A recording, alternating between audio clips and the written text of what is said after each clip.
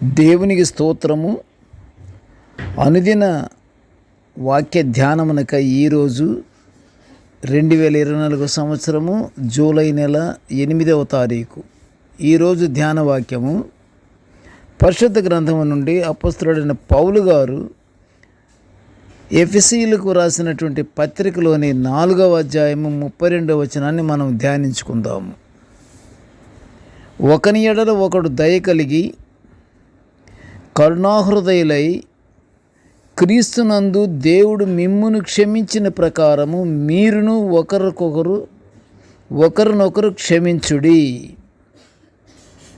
ప్రియ దేవుని బిడ్డలారా, నేటి ధ్యాన వాక్యము పౌలు గారు ఎఫెసీలు సంఘానికి రాసినటువంటి పత్రికలోనిది.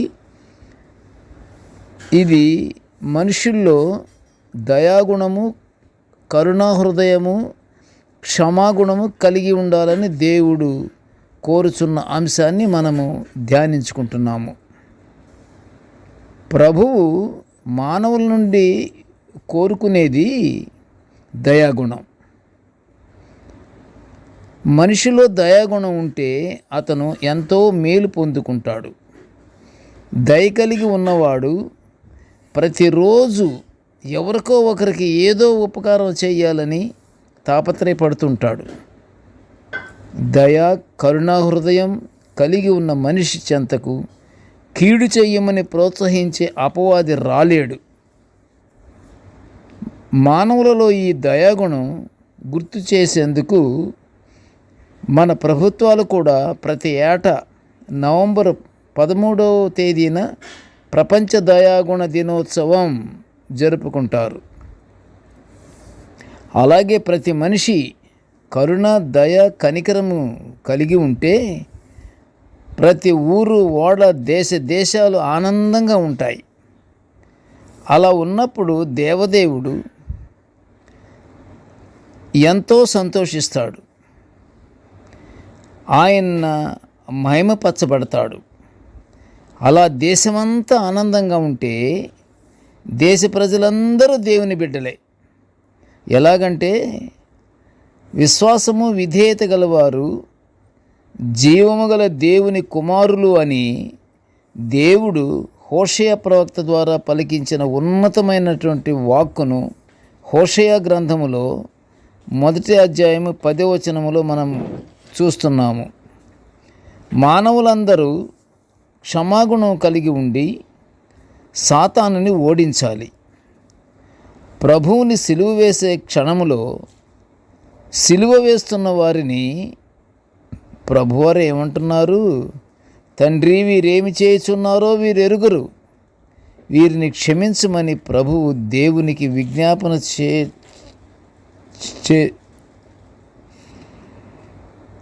చేస్తున్నాడు.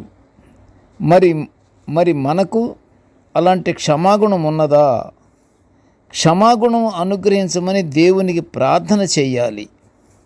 కీర్తనాకారుడు 86వ సంకీర్తన 5వ వచనములో ప్రభువా, నీవు దయాళుడవు, క్షమించుటకు సిద్ధమైన మనసు గలవాడవు అని ప్రార్థిస్తున్నాడు. మనము దేవుణ్ణి కోరదాము. ఏమనంటే, దయగల మనస్సును, కరుణాహృదయమును, క్షమాగుణమును మాకు అనుగ్రహించు తండ్రి అని ప్రార్థన చేద్దాము. ప్రార్థన. కృపగల తండ్రి, జీవముల నాయనా, నీ పాదములకు స్తోత్రములు. ప్రభువా, నీ యొక్క దివ్యమైనటువంటి వాక్యాలను మేము నిత్యము ధ్యానించుకునే ఇంత గొప్ప భాగ్యాన్ని మాకు అనుగ్రహించినందుకు నీ ఘనమైన స్తోత్రములు నాయన. తండ్రి, నేటి ధ్యాన వాక్యమును వినుచున్న ప్రతి బిడ్డను ఆశీర్వదించయ్యా. ప్రభువా, ప్రతి ఒక్కరికి తండ్రి దయ, కరుణాహృదయము, క్షమాగుణము ఇవన్నీ నాయన ప్రతి ఒక్క మనిషికి ఇవి నాయన నువ్వు అనుగ్రహించి ప్రజలందరూ తండ్రి కుటుంబాలతోనూ సంతోషము, సమాధానములతో జీవించే భాగ్యాన్ని అనుగ్రహించమని ఈ మనవులన్నీ యేసయ్య పుణ్యనామమున వినయముగా వేడుకొంచుంటున్నాము తండ్రి. ఆమెన్. దేవుడు మనల్ని అందరినీ బహుగా దీవించుగాక. ఆమెన్.